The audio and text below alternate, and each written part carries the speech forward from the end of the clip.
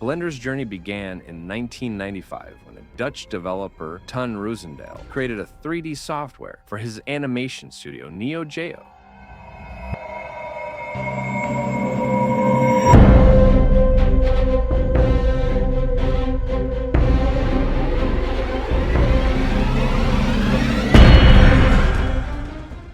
Neo Geo is one of the top animation studios in the Netherlands, and they needed a powerful and efficient 3D tool. Until 1998, Blender was a closed-source software, but due to financial issues, Ton Roosendaal decided to make it free and open source. In 2002, a campaign was launched to raise 100,000 euros with the goal of making Blender open source, and this is where Blender's new era began.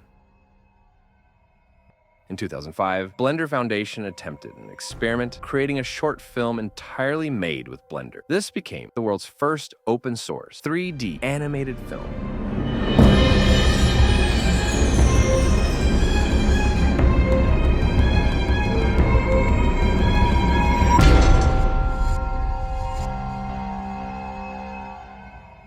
In 2008, Big Buck Bunny was released, a comic-style animation that further boosted Blender's popularity.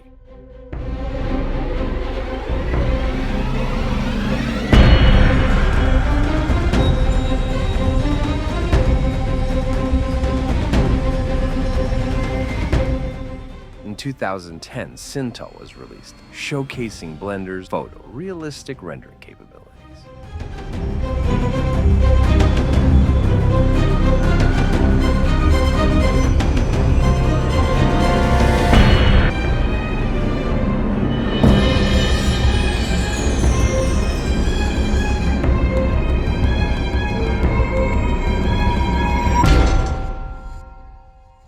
During this period, major industry software like Maya and 3ds Max dominated the market. Big studios considered Blender a beginner-friendly tool and ignored it. One of Blender's biggest issues was its poor support for industry-standard formats.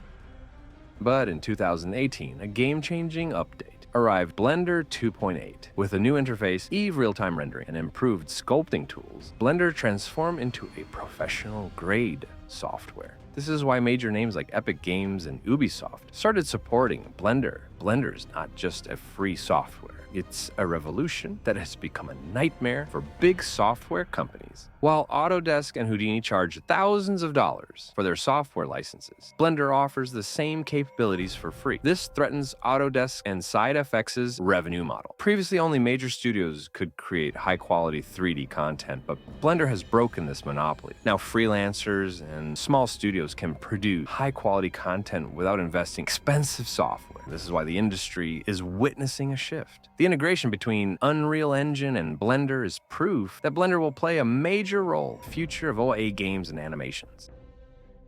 Today, Blender is being used in AA games, movies, and VFX projects. NASA and Marvel are incorporating Blender into their production pipelines. So will major studios officially adopt Blender, or will it remain just a tool for indie developers? What do you think? Is Blender the future of the industry? Share your opinion in the comments section.